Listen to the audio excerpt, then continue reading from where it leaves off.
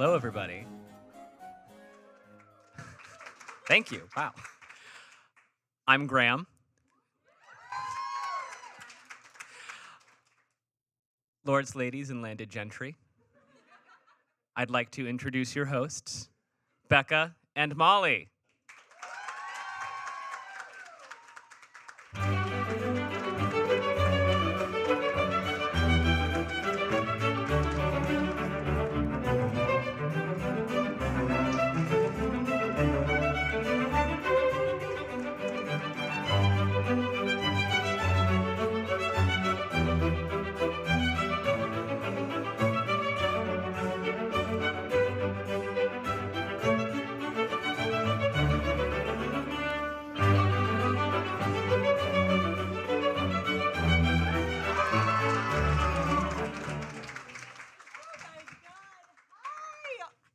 Hello, everyone. Thank you so much for coming out. Yay! And thank you so much to Caveat for having us here. I hope everyone's enjoying a good drink, some really good popcorn. I guess that all that's left to say is this is Becca. This is Molly. We're here to talk about Jane Austen. Woo! We're here to talk about Jane Austen live, I should say. Yes, live in front of you, and we're here specifically to talk about a very special dog.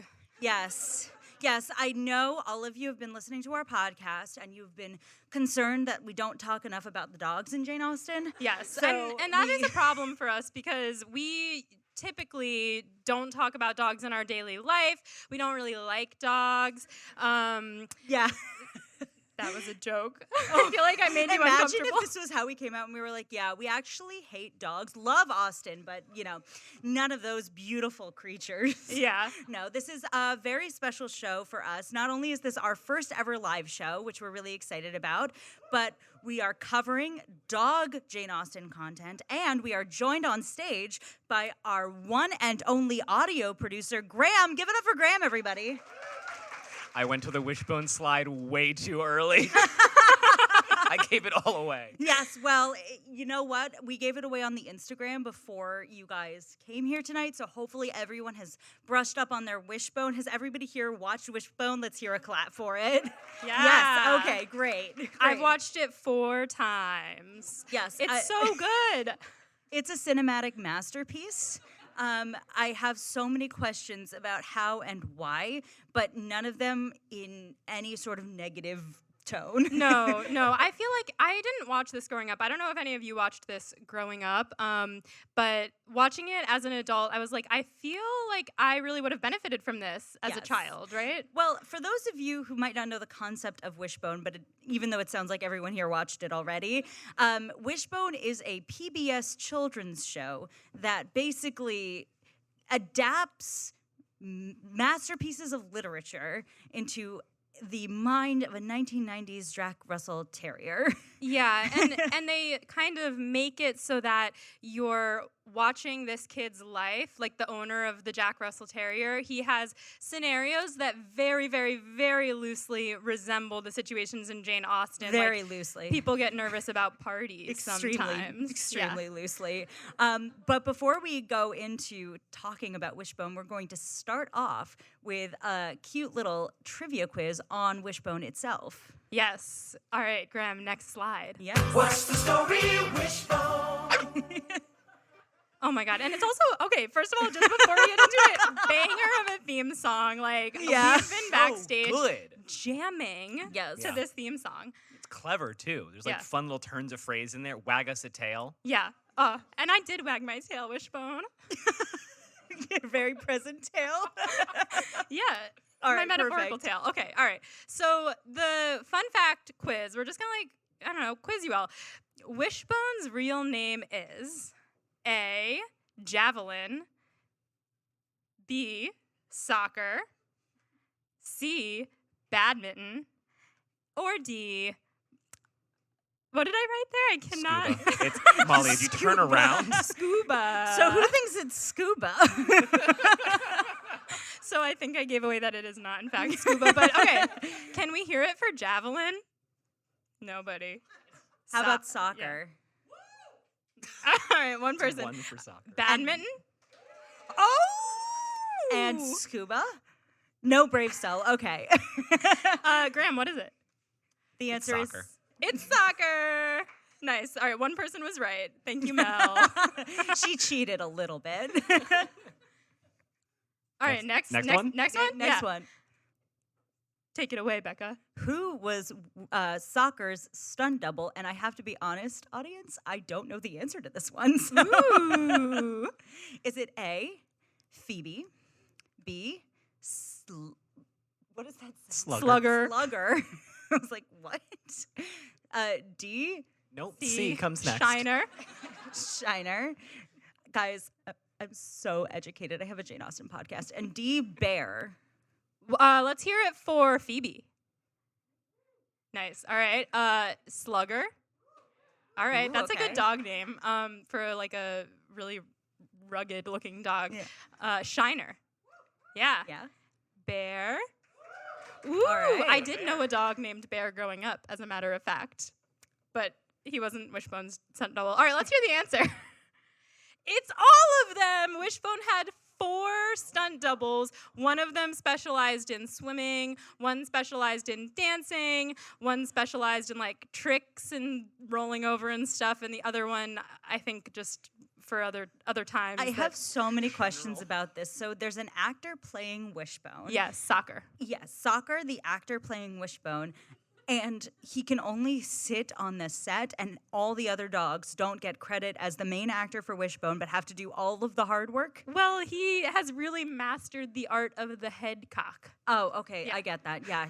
You know, when dogs are looking at you, they're like, Yes, he's a really cute dog, everybody. So Yeah. this is crucial. Yeah, so I do feel bad for the other 4 dogs that don't really get that credit, but there can only be one soccer, so Yes. yeah, or football if you're British. Yeah, his name in Britain is football. All right, let's go to our final Wishbone fun fact quiz. Okay, what was Soccer's secret code name when he was traveling for work? This is my favorite. Was it A, the icebreaker? B, Mr. Sir, that holes reference, everyone, thank you. Was it C, the president?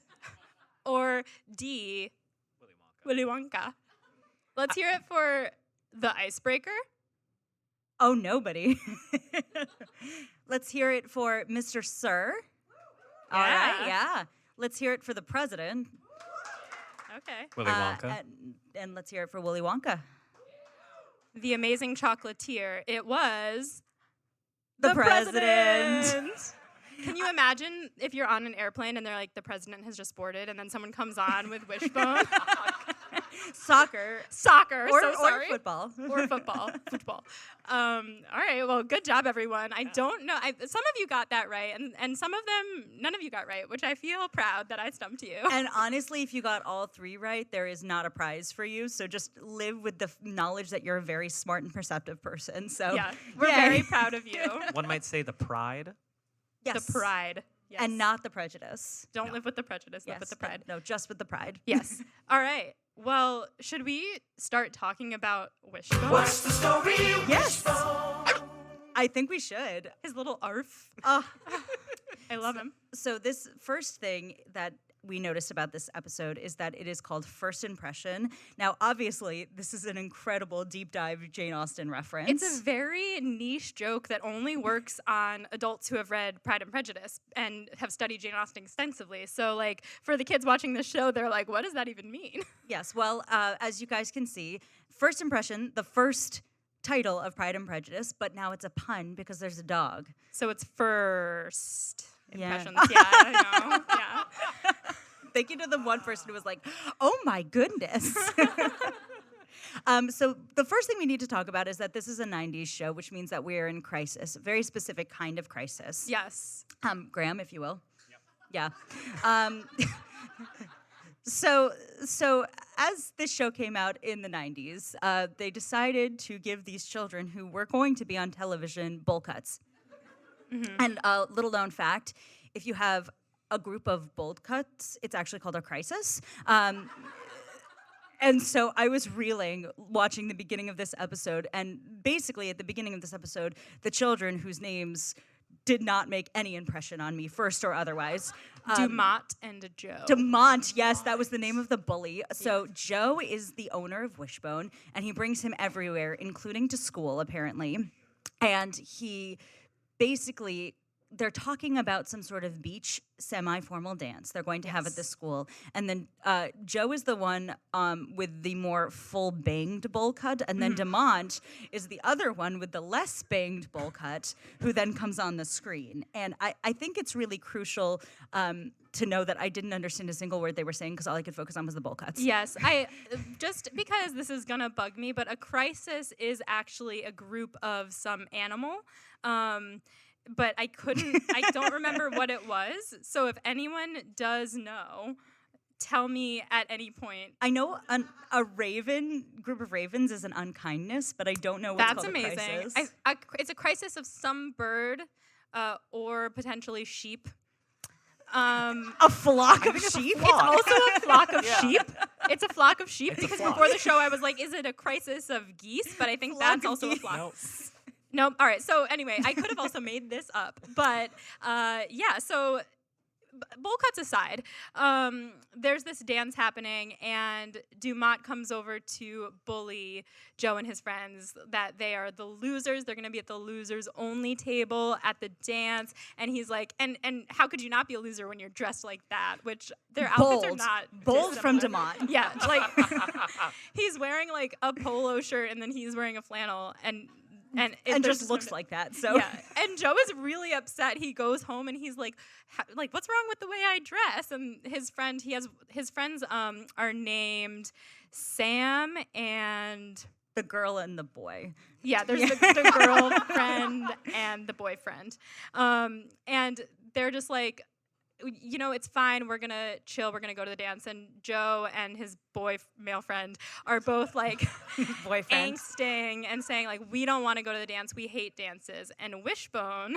says, getting nervous about parties happens to all sorts of people. Take Pride and Prejudice, for example. Pull it up, Graham. There we go. A juicy, meaty book. About people and parties. The segue is impeccable from our Jack Russell Terrier. It really, really is. So we get into this. So I don't even know how to describe this. We go into Jane Austen's Regency era England, which is just clearly like a one-room Hollywood set. Yes. Yes. Fake British accents out the wazoo. Like, not a single person is British that is in this show. No, but Elizabeth comes on the screen and she's gardening. Yes. And Wishbone tells us that Elizabeth and her sister are, chilling in Regency era England, having a good time, and that they're invited to a cool party. Yes. Before we get to the cool party, I have to note also that all the actors are like 35 or older. So I know how old they're supposed to be, but they're just like really mature looking actors, and with the fake British accents, it's very trippy. So we get to the party, and the party is at Bingley's house, which we know Bingley. Yeah, that would be Bingley over there. Molly, it is pronounced Bingley, as they say it every single time. Bingley. And once again, like the sets are just like cardboard cutouts. It's impeccable. It's perfect. And there was not an ounce of thought given to Regency era costuming. So this bow tie. It's impeccable. It's perfect. It's such a statement. I need us to go to the next slide, please. So yes, bow ties and Bingleys are kind of my type, just generally. And this adaptation really does give us both to the max. So the real question is, which one of these is my fiance, and which one of these is Bingley from Bingley from the First Impressions Wishbone episode of Pride and Prejudice? Yeah, I can't tell. So It's the same photo. It's like that. It's that meme. It's like they're the same picture. Yeah. So then Caroline, we get introduced to Caroline Bingley, who, fun fact, is Yzma from The Emperor's New Groove. Oh yeah, and is also the choreographer of this episode of Wishbone. She is giving the best performance I have seen of Caroline Bingley. She is not giving a drop less than 110% this entire adaptation. It's incredible. She like bows and flings her head back so that giant feather whacks Mrs. Bennet in the face. And then it makes, for some reason, Mary, who's behind her, sneeze. And she keeps just going, I want punch. Yes. I want punch. and she has this habit of just throwing whatever she's holding. So like when she gets her punch, she just throws it behind her, like thrusts it into someone's hand. And at some point she takes her pearls off and throws them and they fall in the punch bowl. And then Mary has just like gotten that into her ladle to drink, and she just has these pearls and someone comes and grabs them, and she's just giving a lot. I love her. I should mention the other Bennett sisters are vaguely in this adaptation, and we only know that through minor visual cues of Mary wearing like straight up 60s Ringo Starr glasses and being quiet as hell, and occasionally Kittia is just like giggling in the corner with a guy in a red coat, and they're like, yeah, you know them. Yeah, and that's plot. That's plot development for sure. So when we meet Mr. Darcy, it is none Wishbone. other than What's the story, Wishbone? and he keeps slipping in and out of his British accent, so he's like, I think it's probably intentional when it's happening, but it's just so funny because he's like, oh yes, Bingley's very handsome, very wonderful friend, Mr. Darcy, gets nervous at parties too, and then he's like, oh, I hate being around all these people. And he's like, and it makes people think he's not nice, but he's just nervous. And I was like, relatable content, but also I have to say, it is quite the choice. So the format of Wishbone as a TV show, Wishbone always plays a certain character in the book, and he usually plays the main character. So in this, he is Mr. Darcy, one of the most iconic love interests of all time, and he's a gorgeous Jack Russell Terrier. In fact, a Jack Russell Terrier that resembles a very important boy in my life. Mm-hmm. I know, right? Yeah. I got jealous and I added another slide. Graham, the other slide. Thank you. For the listeners of this like future audio recording, I should start describing what's on the screen. Yes, It's an audio medium. We had Wishbone sitting next to Doc, who is Becca's dog. And heavily resembles my dog. Graham, can you go back at all? I don't know if that's possible on this. Yes. Yep. So this is Doc in his most regal pose possible. And I think like the ears are just like precisely right, and the little like forward nose and eyes. So every time I was watching this, I was like, oh, it looks like Doc. Yeah. Yeah. But can we just, I need to, before we go on with the plot, do they, the actors, view Wishbone as a dog or a human? That is such a crucial question because Elizabeth does eventually fall in love with him. Spoiler alert. Yeah. And my question the entire time is, what's the story with... What's the story, Wishbone? What's the story, Wishbone, with, you know, certain other parts of a romantic relationship? Graham, what's the story, Wishbone? What's the story, Wishbone? It's crucial to know. So I don't have answers to this. These are the sort of important and vague questions with ambiguities that we grapple with as critics, literary critics and film critics Yes. on a platform. So Yeah. So Darcy. This is also incredibly crucial because this is Milo. Oh yes, this is my girlfriend's dog, looking like a little gentleman. He's perfect and he's dapper. So has he the doesn't look like pose Wishbone right. at all. Yeah. Would you say so? He has the pose right. Yes, exactly. Yes, he does.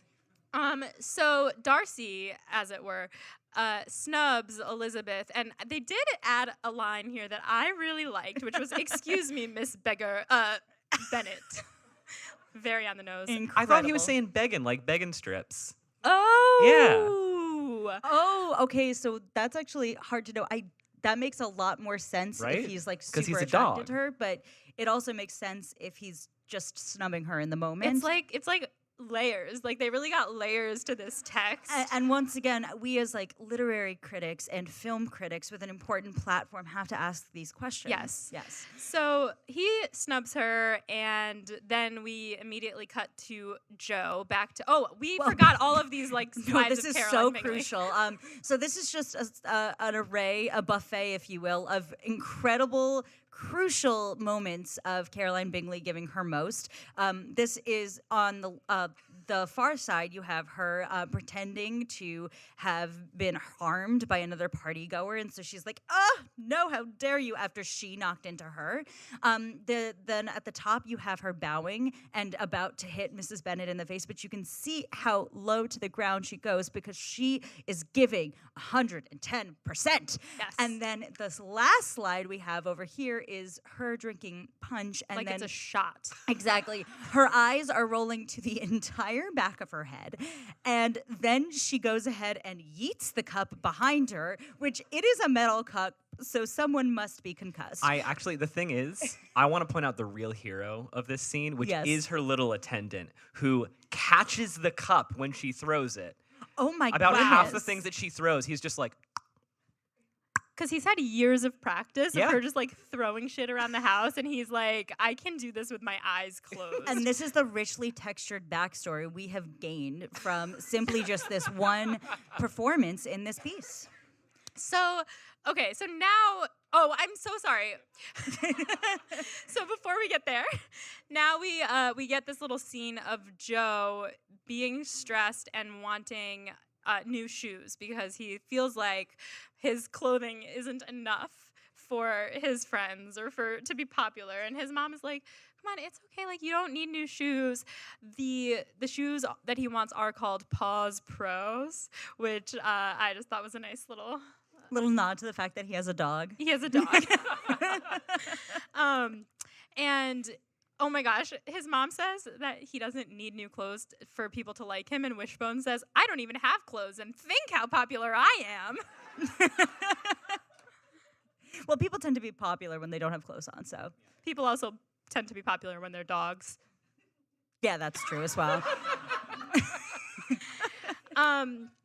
So Wishbone goes to the library with Joe and his friends, and he overhears Sam telling Joe that she heard that David, that's his other friend's name, asked Amanda to the dance, and David heard that Sam asked Nathaniel, and then they all start fighting with each other because that makes a lot of sense, right? I, honest to God, could not follow a shred of this plot. I think that they all are in love, right? They're a throuple. Yeah. Okay. And so the fact that the rumor is that some of them are going to the dance with other people, and that has upset the balance of the throuple. Because you don't do that in a throuple without asking your partners first. So I think that's what's going on here. Okay, I'll take it. That makes way more sense than whatever was like on the text, I will say. Yes. Well, Wishbone says rumors cause things to get ugly, which is just like what happened when Caroline thought Darcy was too good for Elizabeth. Kind of. I feel like they inserted this rumors scene of Caroline being like, Elizabeth Bennet. Well, they definitely had that in the book, but it's more of a passing line where she's like, oh, Darcy, it's cute. Don't you want to marry Lizzie? And he's like, no, but he really does. But Yeah. Caroline, this is when you thought she was wingmanning him for a second before you realized. Oh, yeah. right. Because it sounded like she was saying, like, Elizabeth Bennet's so hot, right? Yeah, I remember that now. Yeah. So then we go back so we're in Regency area, England, and Lizzie meets Wickham, next slide. And I felt like this was necessary for the listeners at home. This is Zachary Quinto next to the actor playing Wickham. Because if you all think back to season 1 of this podcast, I had a thing about Zachary Quinto for some reason. Like, he was very present in my brain. Yeah, you decided before Colin Firth took over your brain with Pride and Prejudice that Zachary Quinto was perfect to play Mr. Bennet. Yeah, because first of all, wouldn't he be, though? Second of all, I don't know. I just thought that this guy was giving Zachary Quinto vibes with the eyebrows and the nose. It's kind of like dollar store Zachary Quinto playing a British soldier who is also a Disney villain. Yes. He is a Disney villain, so he's like, oh, Mr. Darcy's behavior towards me has been scandalous. There's this excellent moment where he's like, he cheated me of my inheritance. Now I am poor. Yeah, this Wickham is really just at 110%. Everyone's at 110% in this. Honestly, most of the performers are, including, go to the next slide, this woman who... I don't know if this is the actress playing Mrs. Bennet. I watched this multiple times, and I could not tell. but she is flashed to for exactly 1 minute in the entirety of this adaptation, or rather 1 second. And it's this moment after Wickham has told the story of Darcy, and she looks over her shoulder, like scandalized, and it fascinated me. And I was like, why? What is she adding to this story? What's the intrigue? What's the story, Wishbone? What's the story, Wishbone? What's the story, Wishbone? Hard to say. Arf. So now we have the dance, and Bingley goes up to Darcy, Wishbone, and he's like, "You must dance." And he says, "Come on, you know I've got 4 left feet." But It's further supporting that they all know he's a dog. right, Yes. right, Right. Okay, yes, dog, Wishbone. Yes, and Canon. I don't know which of soccer stunt doubles is performing the dance, but it's the single greatest thing I've ever seen in my life. It is a Regency era dance, much like that very authentic one we opened the show with, as you guys saw, where he is dancing with Elizabeth, a la the 2005 Netherfield Ball adaptation, Pride and Prejudice, but he is, just doing it so cutely that it haunts my soul. You know, he like chases his tail at one point, and it's really, and it all works for Yes. the dog. But I had to ask myself, like, this dog, nowadays we just like CGI it, but this dog really had to learn that dance, and which is why all the shots of him doing it are like this, like by himself, because there's the trainer on the other side with his treat probably Yeah. being like, now turn around, And now here- bow. But it's, I love it. I hope the command was big stretch. Big stretches. Big stretch. So Elizabeth and Caroline are talking, and Caroline tells Lizzie not to talk to Wickham because the poor are liars. And she says those exact words. And I'm quoting. next slide, this is also crucial. She does so while doing this with her body. Again, this Caroline Bingley, I want to know her story, but she does a full-on back bend, and it's also important to note, I believe Darcy is also wearing a big old bow tie right here. Yes. A Yes. little cape, I think.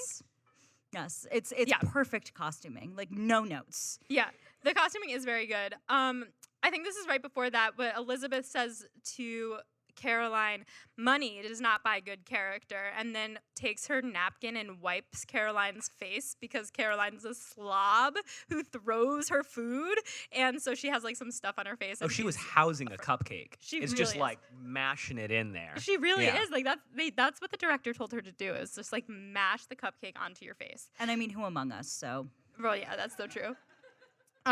Lizzie and Darcy have their dance, and Darcy tells her not to believe everything she hears. Then we cut back to Joe, Sam, and David fighting about how they're all spreading rumors, and Wishbone is barking at them.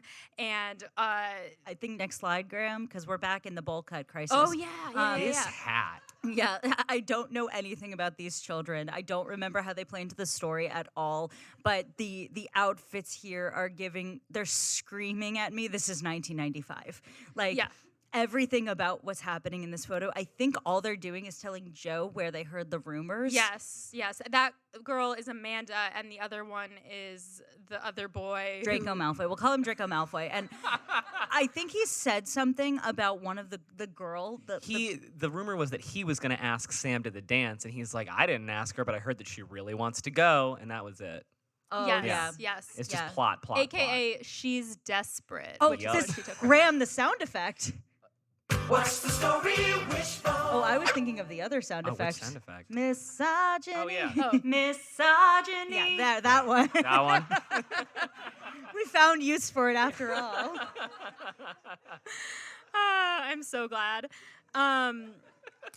So Joe's Amanda Nathaniel, that's his name, but Draco Malfoy works better. I mean, he looks like a Nathaniel, honestly. Yes, he does. So after Joe gets this information from Amanda and Nathaniel, he goes to tell Sam, and she's like, "Oh, so Nathaniel thinks I'm desperate." And Joe makes the really rookie mistake of saying, "If you really want to date, I'll go with you." And she slams the door in his face because she should. Like, she doesn't want to date. She said we were all going to go as friends. Yeah, I didn't understand any of this plot. I cannot stress enough how much every time they came on the screen, and I'm going to shout out Mike here as well. Mike was watching this and he also could not follow. We were trying to figure it out for the entire time. So what happened was there were rumors about Nathaniel and Amanda asking Sam and David to go to the dance, and Amanda and Nathaniel think that they're gross, and they said we did not start that rumor. I'm entering a fugue state as you talk. Like, I don't know what's happening. Kid drama. Yes, Yes. that I can get behind. Yes. But they're all mad at each other. I got that much. Yes. So, and then that's all we really need to know. So then we go back to Regency era England, and Elizabeth goes to visit her friends in Hunsford, who we've never been introduced to. That would be Charlotte, and it's just a dead plot line. And It's gone. And she meets Darcy there, and he sits on the piano as she plays, and they fall in love. And he tries to propose to her, and it's really hard to be mad at him because he is a dog. And also really hard to marry him because he is a dog. Yeah. But that's not really dealt with. That's sort of subtext here. Yes, that is Yeah. subtext. He insults her, obviously, goes in and out again of being British, like he's Wishbone and then he's Mr. Darcy. And then Elizabeth is like, get out. And next slide, please.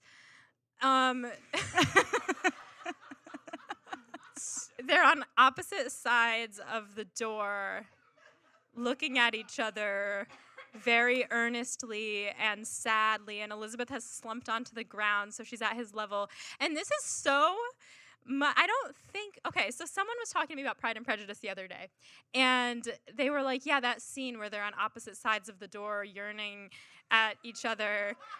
And I was like, I don't think that happened in the one you're talking about, but it definitely happened in the one I'm talking about.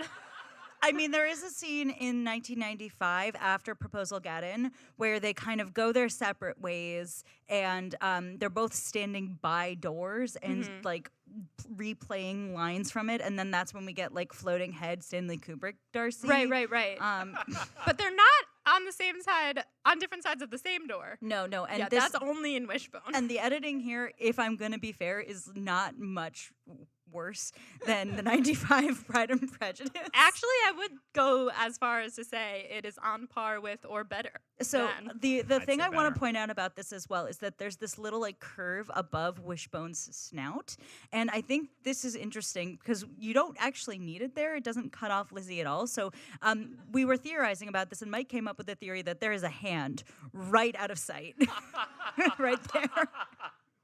Yeah. I love him. I mean, he's beautiful. I Yeah. would marry him. Yeah, me Maybe. too. So then we go back to modern day, and it is Joe and Sam continue to fight, but then it is finally time for the beach party social, and shit goes down. Essentially, we figure out that Dumont, The ugly bully. Yes, is the one who started all the rumors because he actually has no friends and he didn't even have a date and he just wanted other people to feel bad because he felt bad. So we're anti-bullying in this household, and that is the ultimate message of First Impressions. And Pride and Prejudice. Obviously. Yes. They all start apologizing to each other, but they asked Joe to apologize, and I could not for the life of me figure out if he did anything to apologize. He said, what did I do? And they said, I don't know, but you probably did something. Terrible friends, terrible throuple behavior on When he Haley. leaves Sam's house, what's the other one? What's the David. David comes up on his bike. It's like, oh, you're on her side now, and it starts yelling at him for no reason. All he was doing was trying. Like, he's still friends checking with in on both his of them. friend. And do you know who is a great friend, Joe? Wishbone. Wishbone. Yes. Wishbone goes What's over. the story, Wishbone? Perfect. Arf. He goes over and like tries to pee on Dumont's leg. Like, he is a bro. Yes. Then we go back to Regency era England and kind of get a wrap-up scene where we learn that Mr. Wickham's a big liar. Jane and Bingley are engaged. Graham, the sound effect.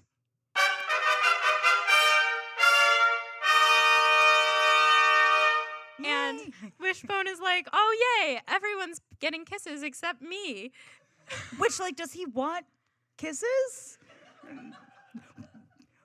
What's the story, Wishbone? What's the story, Wishbone? Arf. Arf. Orf. Woof. More like it. Woof. Yes. Indeed. And that actually brings us to the end of Wishbone. First impressions. First impressions. We did it, everybody. They did it. They get to take their pictures. Wishbone's allowed at the dance. It's beautiful. Which So, brings us to yes. Becca's study questions. Yes. Yes. So we're doing our standbys from a film, starting with best line delivery. Oh, man. Oh, it's obvious. It's Sam in his bedroom when he's he's picking out clothes that are ugly, and his mom goes, "What's the matter?"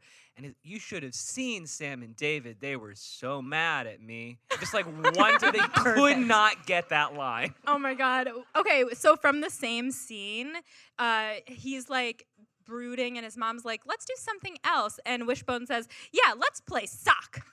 And then he bites into a sock, and it made me so happy. It's perfect. Yeah. I'm going to pull from the Pride and Prejudice side and go back to my favorite, our beautiful Zachary Quinto, George Wickham, when he says, "Now I am poor." It's the same energy as "Help me, I'm poor." Help me, I'm poor. Yeah. So notable adaptation changes.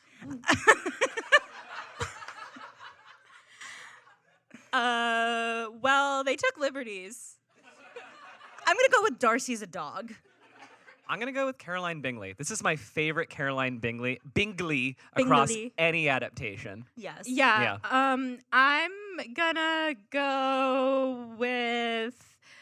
I guess they cut like most of the characters, so I'll just say that. Yeah. Perfect. I'm just going to skip ahead to who wins the episode. Well, Wishbone. Yes. Yeah. I would agree. Wishbone. Yeah, Wishbone. Yeah. All right, that concludes our coverage of Wishbone First Impressions. Thanks, everybody. But don't worry, the show is not over. We are going to take a 10-minute intermission. You guys should definitely get a drink, tip your bartenders. They're amazing over there. You should also check out our live show posters. They will be selling in the back in the corner over there. And yeah, tip your bartenders. Otherwise, Yay. we'll be back in 10 minutes. See you guys then. Yay. Yay! We Hello are again. back. Back. What did you say? I said hello again. Oh, yes. Hello again. Well, for the second half of the show, we're going to do some games, which Graham has lovingly prepared for us. And then we're going to do a little Q&A. So start thinking of some questions. And if you're in the live stream chat, type those into the chat, and Graham will monitor them. And then we'll pull you up and read those as well. So before we get to that, though, we have some fun games. The first of which is... First game is real or fake. I was browsing on fanfiction.net in AO3 on a sleepy little Thursday night trying to find some good Jane Austen fan fictions. And there's not a whole lot of smutty little slash fic on there. But what there is a lot of fun reimaginings of Pride and Prejudice. So I found ones that exist and are real that sound insane, and ones that I made up. And you two have to figure out which is the real one and which is the fake one. Excellent. I can't wait. Okay. We have spy thriller Hallmark movie or Freaky Friday coffee shop AU. Ooh, those are just words put together. Freaky Friday Coffee Shop AU feels like Elizabeth and Mrs. Bennet are at a coffee shop, I imagine, and wake up, switched places. Counterpoint, to me, I agree with you that it's definitely It's doable. It's definitely the Freaky Friday one, but I think Darcy and Lizzie switch bodies in a coffee shop somehow. Oh, I like that. Final answer? Yeah, that's Yeah, my I think final it's You're answer. both wrong. It's spy thriller Hallmark movie. So Dang it. Liz Bennet is a spy for the CIA, and she is married to her job, and she meets Mr. Darcy of Darcy Enterprises. So wait. Will the two ever be able to take away from their busy work life to love each other? Wait, when does the small town ruggedness of a Hallmark Christmas movie comes in? It doesn't. They both have so much money. Oh my gosh. Dang it. Oh, wow. wow, That also okay. sounds good, though. I'm So, into it. 0 across the board. Next, fantasy elf orc slash fic or a future sci-fi caste system? Ooh. So I feel like the answer is future sci-fi cast system simply because I think you would have thought of fantasy elf orc / fic. That's actually a really good point, but just to play devil's advocate, I would say the crossover between Lord of the Rings fans and Jane Austen fans seems heavy, like yeah. heavy. Mhm. Yeah, Yeah. right. Becca, So- who's the elf? Who's the orc? Oh, okay, this is so good. Collins is the orc, and Oh. Mary is the elf. That's really good, but Molly got it correct. I thought as Yeah. much. But Mr. Darcy is a class 1 person who's from Londinium, which is a planet. Oh. And he's visiting planet Netherfield. Oh, planet. What? Yeah. They're all at Netherfield the entire time. No, they have to 'cause he travel goes to planet planet to Londinium. planet, yeah. He has a spaceship. Okay. Yeah. Keep up. Come on. Future sci-fi, Becca. Yeah. Okay. Yes. Okay. Jane and Elizabeth aren't sisters, or Mr. Bennet has a secret family.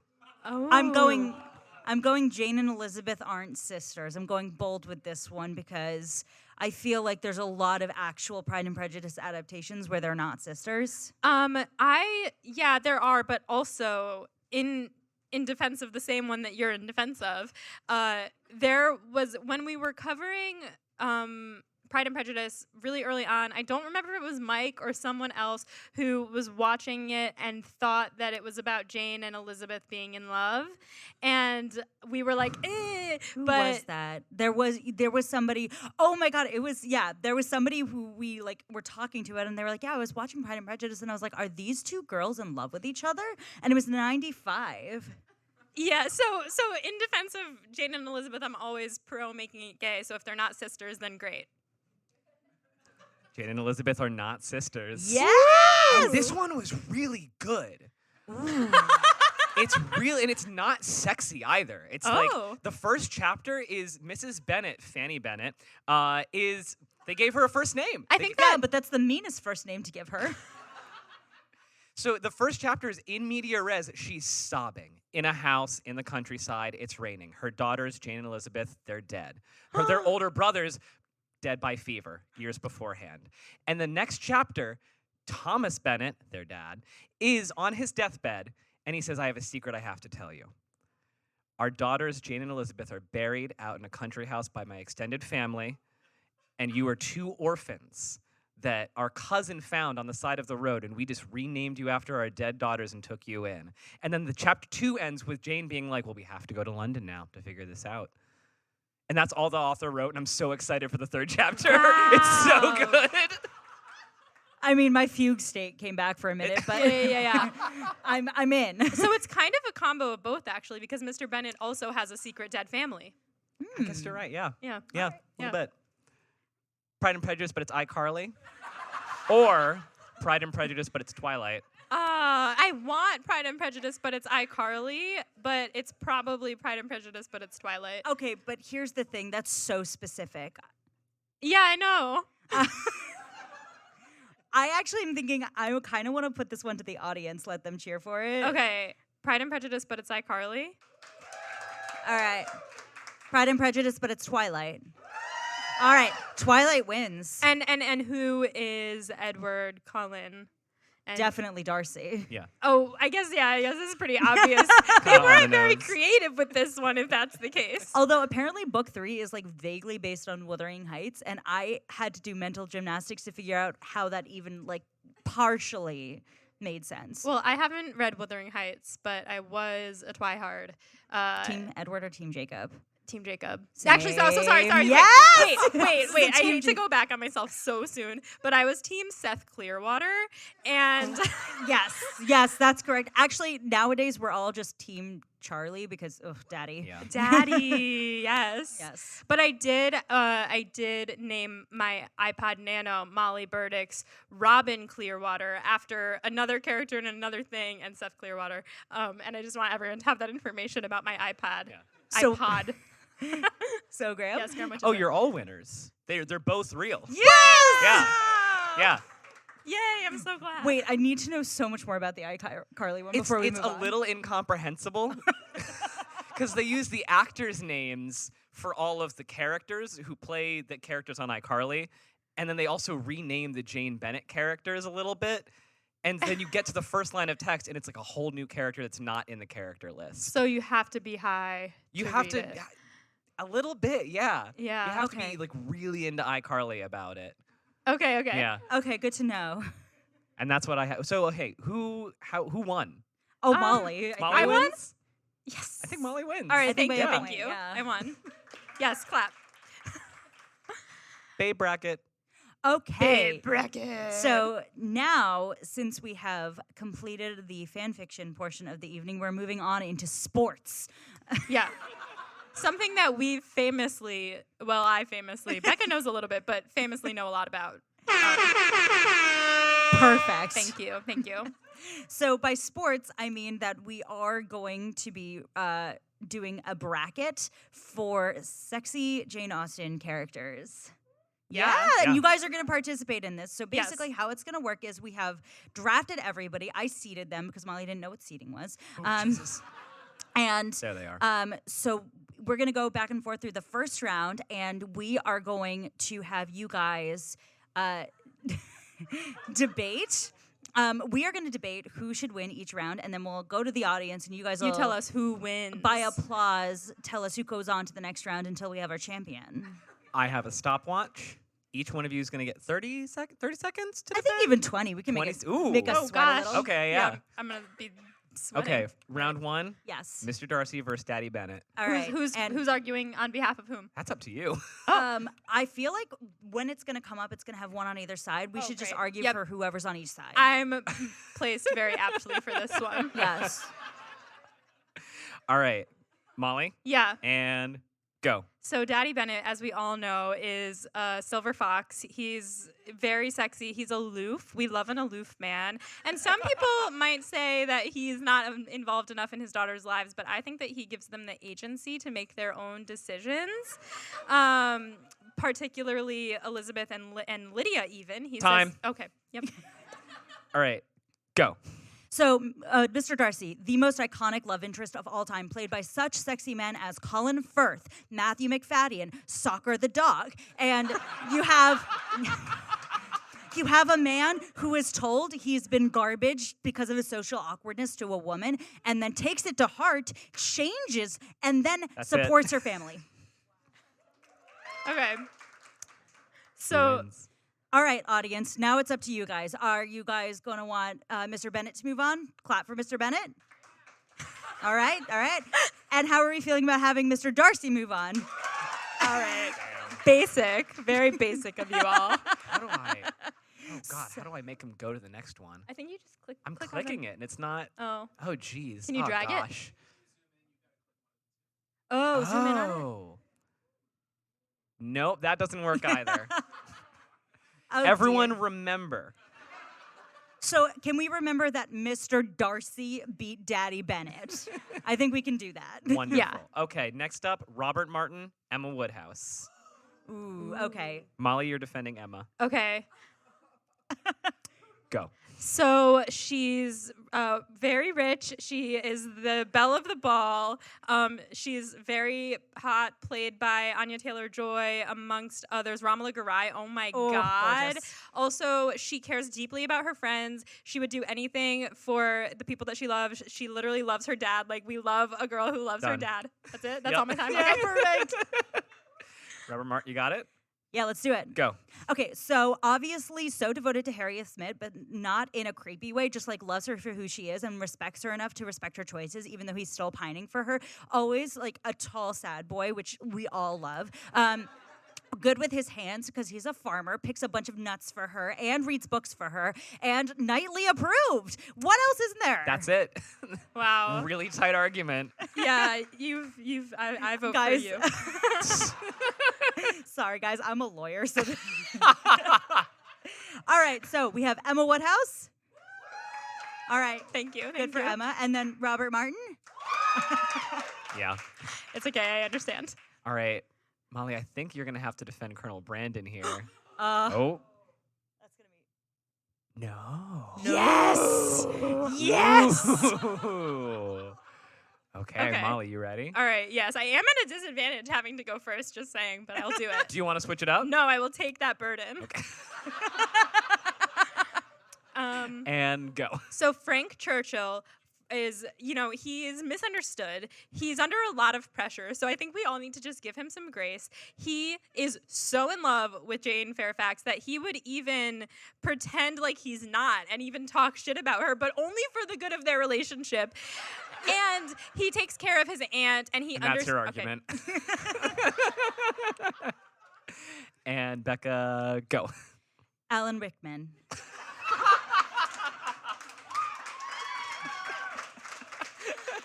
That's all. I'm done. I'm Yeah, that's I all know. I cede my time. Yeah, I cede my time. Yeah. Can we Lawyer hear it for Colonel terms. Brandon? And Frank Churchill? Woo, yeah. Thank you.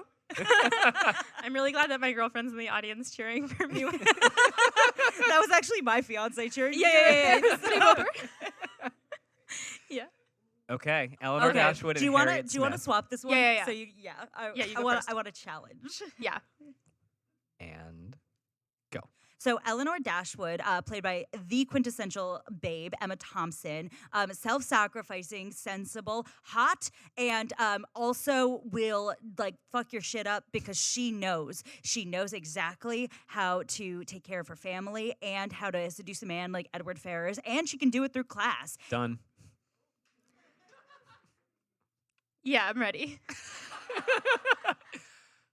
So Harriet Smith has a certain je ne sais quoi about her that caught Emma Woodhouse's attention. She is the biggest person, the biggest name in town, and she said, that girl, she's going to be my best friend.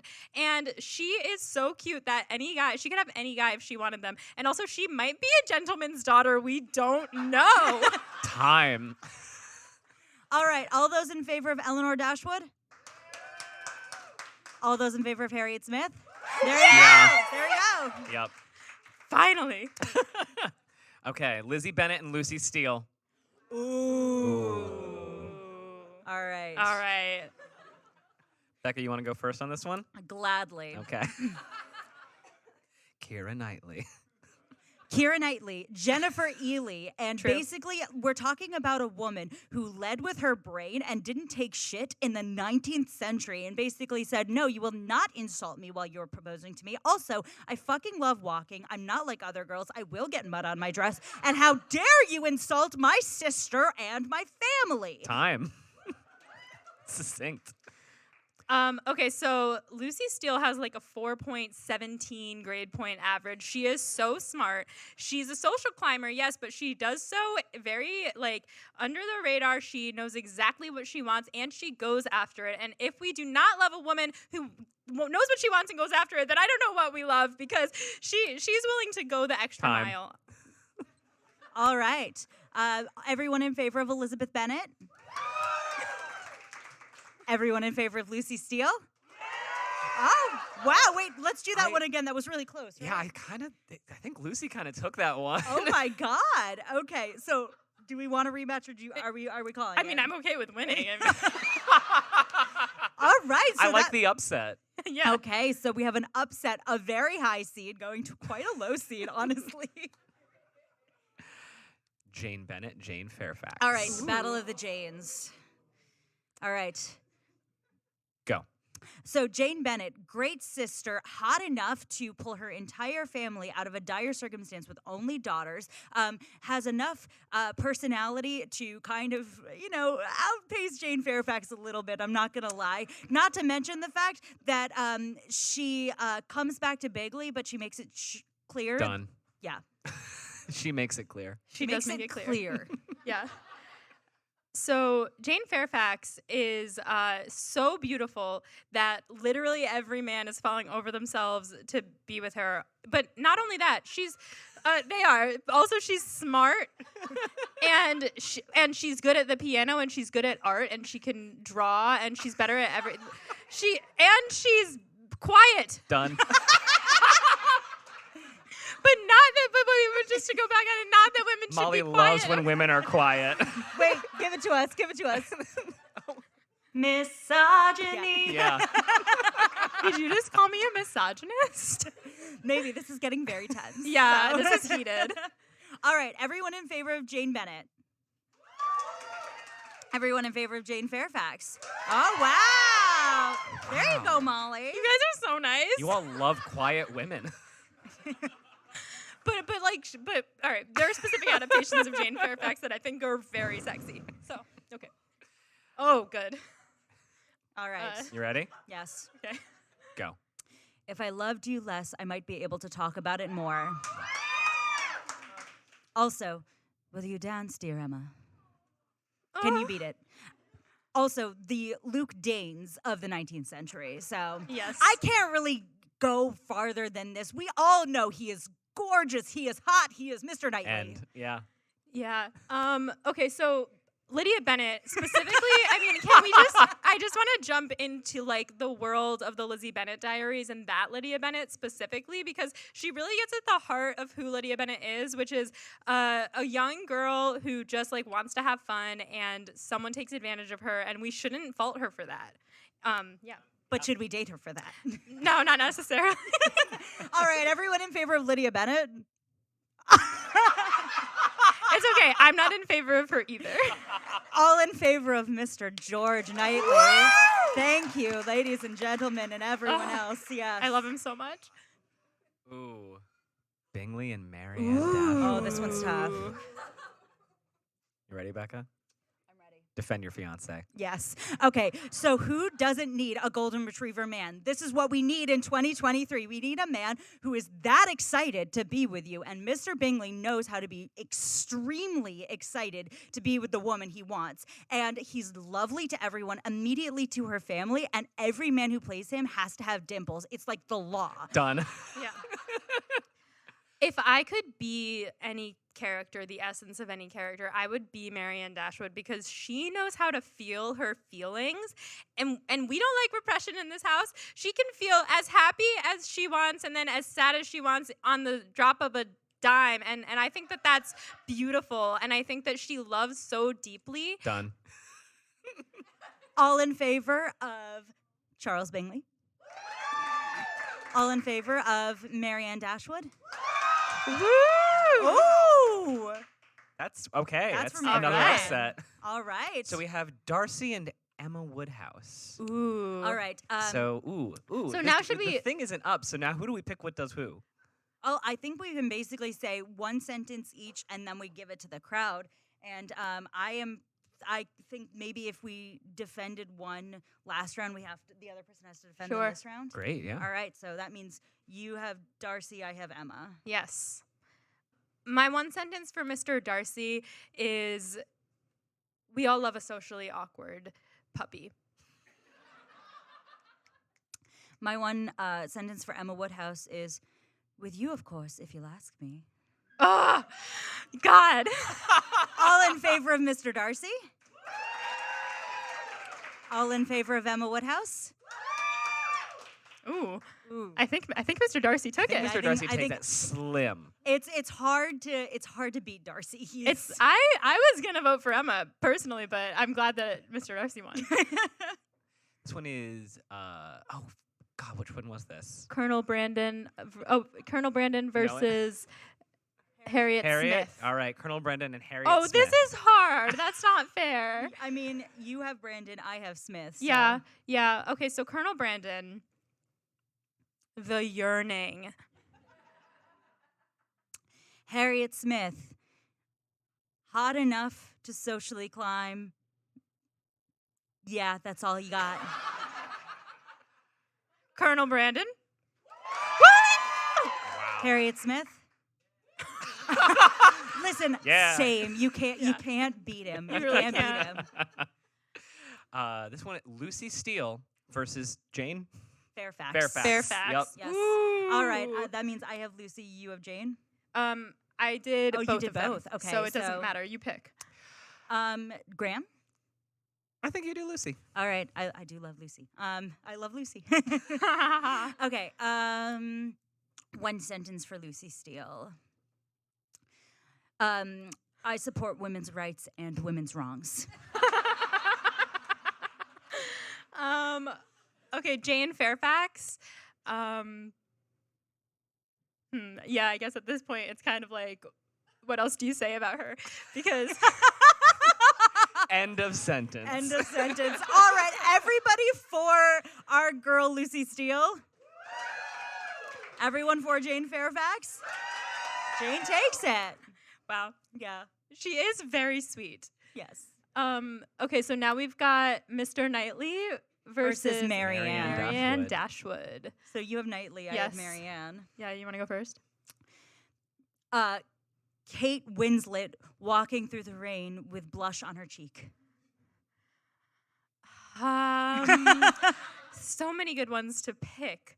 And you already said, if I loved you less, I might be able to talk about it more. But if I loved you less, I might be able to talk about it more. Because All in favor of Marianne Dashwood?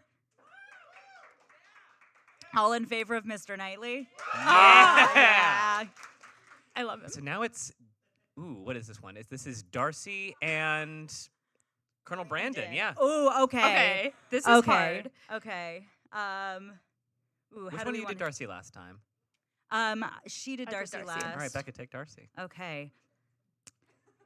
The most quintessential love interest in the last 2 centuries, including performances by the seminal Colin Firth and Matthew McFadden walking through the mist going, "You have bewitched me, body and soul, and I love you."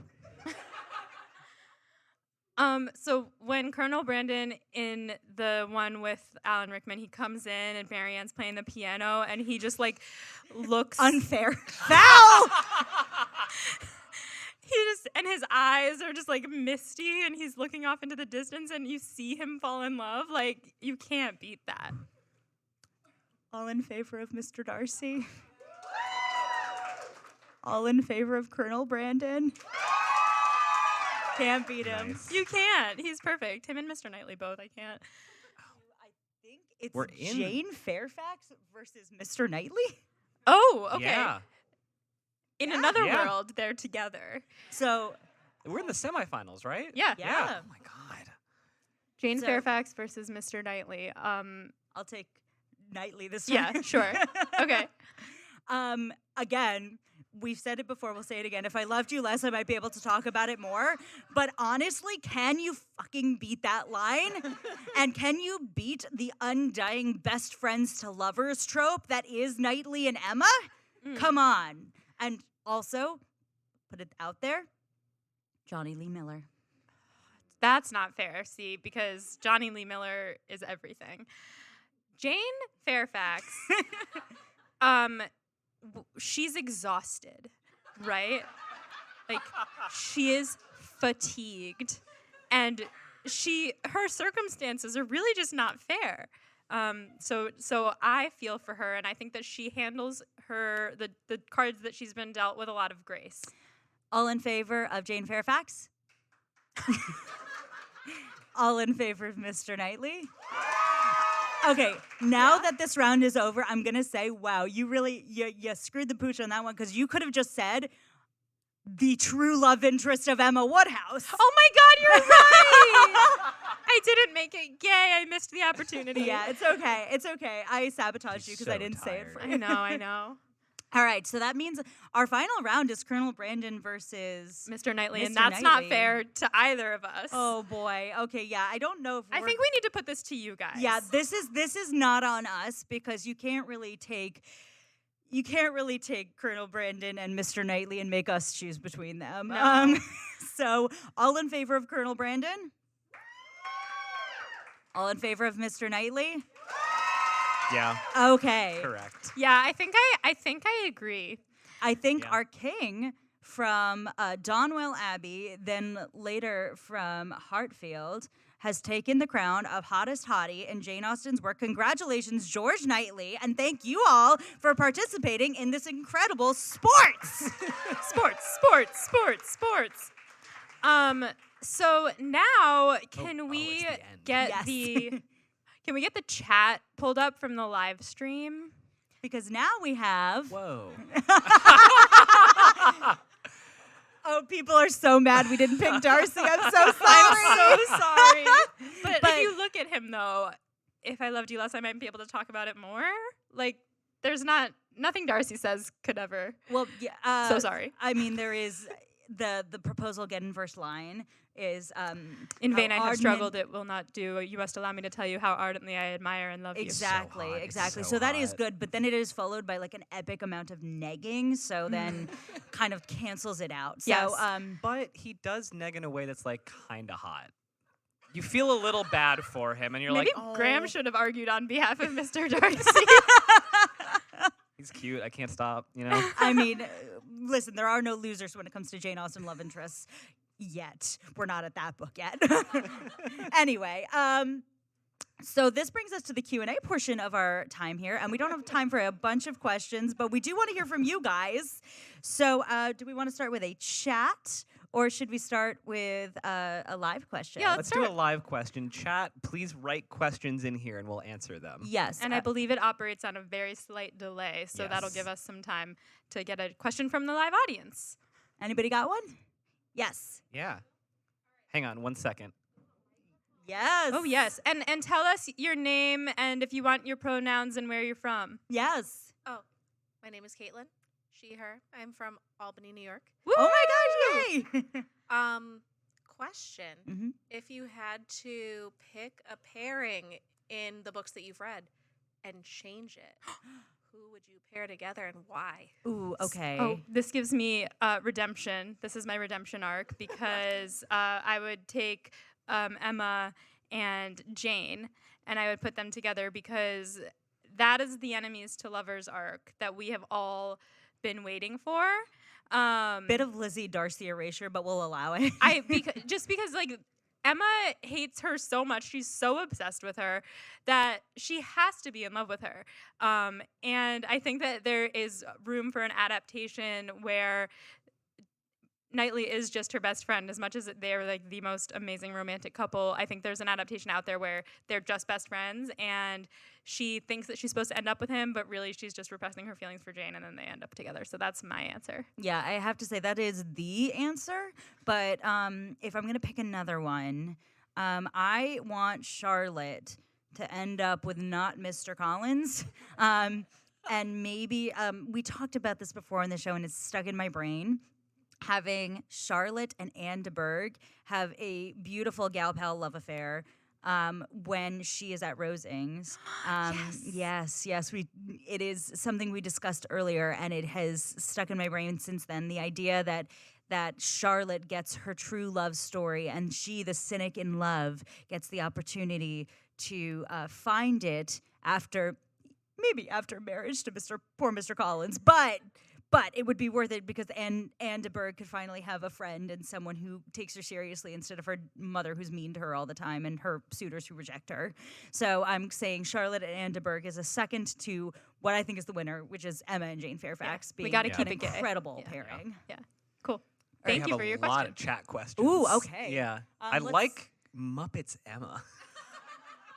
Muppets Emma, because this comes from that viral tweet that said there should be a version of Pride and Prejudice that's the Muppets, except Mr. Darcy's the only human. It's still Matthew McFadden. Yes. Yeah. So who would be the one human? Mr. Knightley.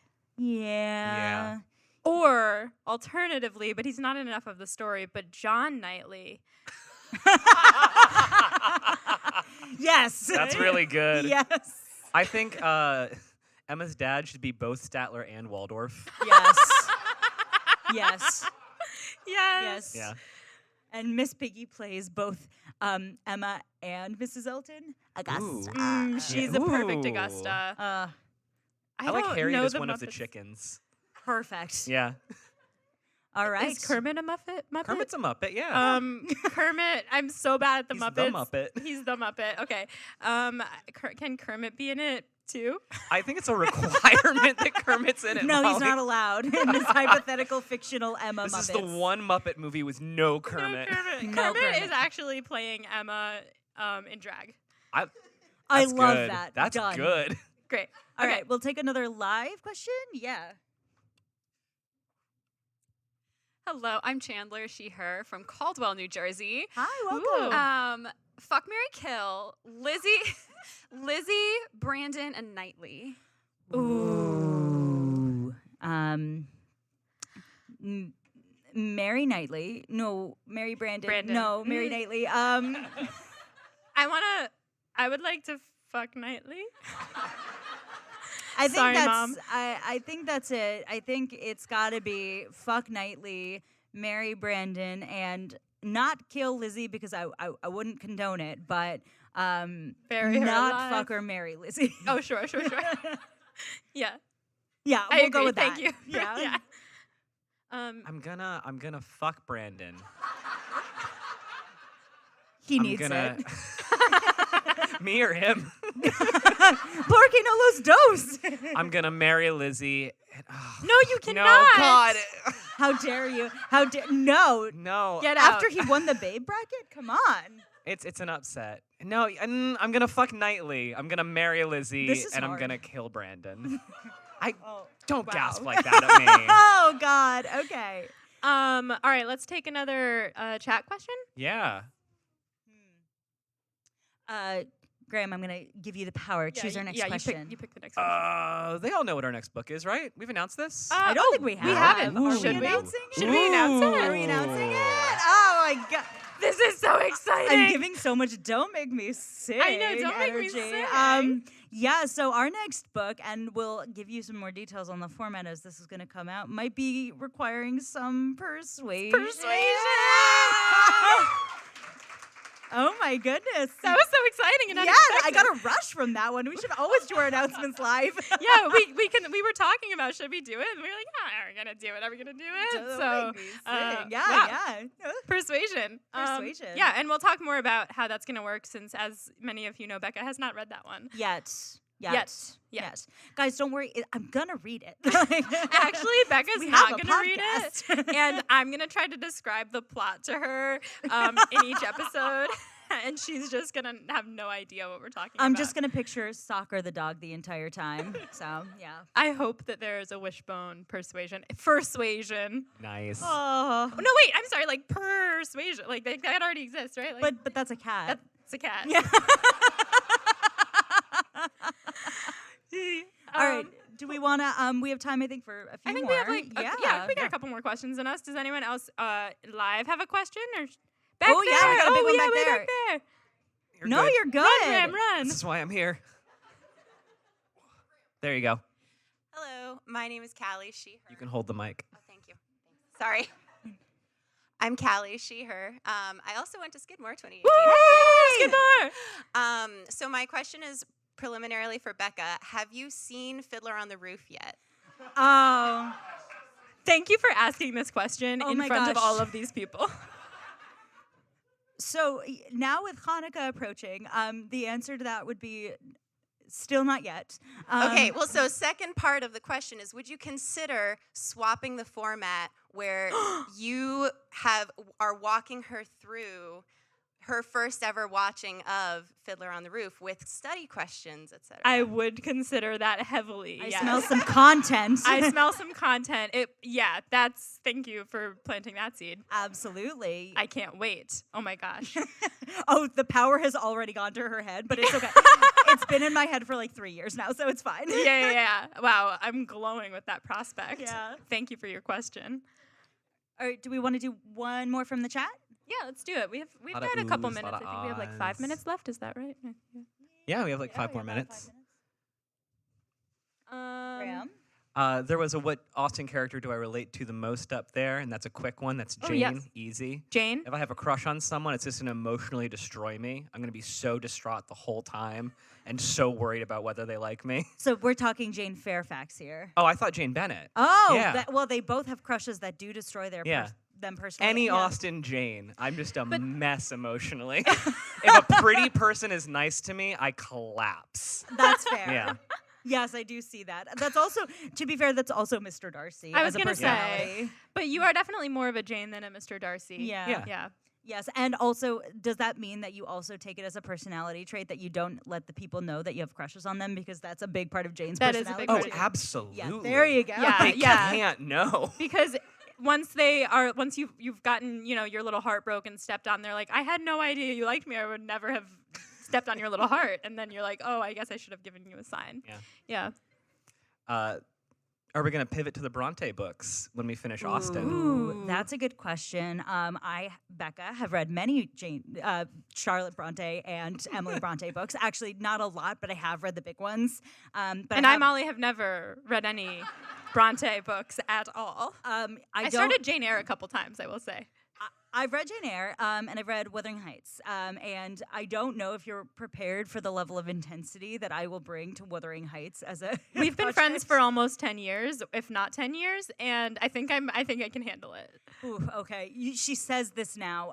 So the answer to this is we don't know. We still have a lot of Austen content to get We through. do. But And Graham and I were just talking backstage, and we haven't told this to Becca yet, but we were talking about the fact that a while ago we purchased Good Society, which is the Jane Austen role-playing game. Yeah. Yes, and we got on Zoom, we were planning out how we were set gonna up our do it. characters and everything. We were ready to do this for Patreon content, and then we are too busy, so it hasn't happened yet. But we were considering the possibility of maybe once we're done with all the books and such, doing that on main, potentially, But this is all very far in the future, so you know. Guys, there's still so many books to read and so many movies to watch that are Jane Austen. So we will get there, but we're not there yet. Yeah. Do we have another live question while we're here? Should we take one? Yes, we got one right there. Oh, Trevor. Yes. This is more of a request. Oh, yes. Can the next live show be a live matchmaking show Ooh. with the audience? In Well, the audience. I need help. Okay, so everybody, Trevor is single. Ready to mingle as well. And that being said, if you would like to mingle, after this, we're going to go to book club, which is a couple blocks away. And we'll meet outside and we can walk over there and hang out. And then you can date Trevor.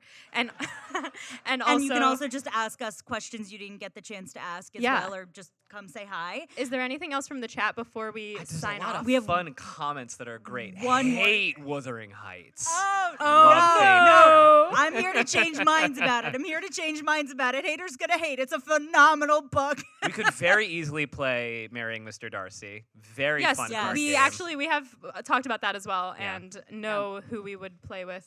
Graham, do you want to pick cetera. out our final question, and then maybe we could take a picture with our kinda audience isn't- before oh. we have to sign off? Oh yeah, I want to take a selfie. I So- left my phone back there. It's okay.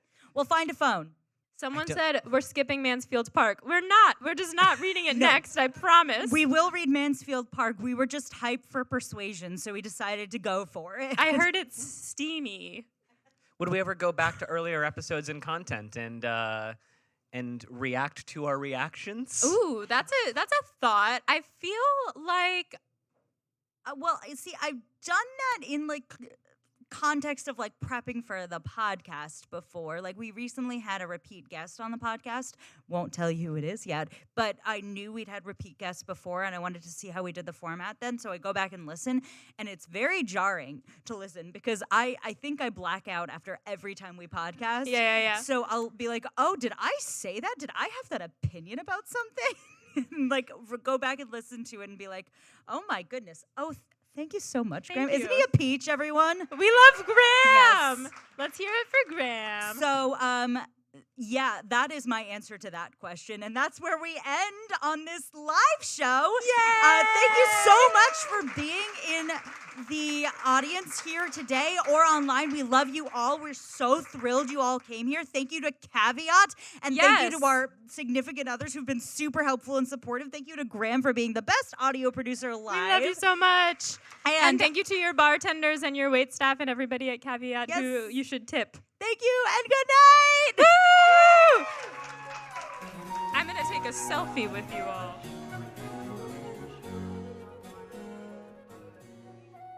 Pod and Prejudice is edited by Molly Burdick and audio produced by Graham Cook. Our show art is designed by Torrance Brown. Our show is transcribed by SpeechDocs Podcast Transcription. For transcripts and to learn more about our team, check out our website at podandprejudice.com. To keep up with the show, you can follow us on Twitter, Instagram, and Facebook at Pod and Prejudice. If you love what you hear, check out our Patreon at patreon.com/podandprejudice to see how you can support us, or just drop us a rating and a review wherever you listen to podcasts. Thanks for listening.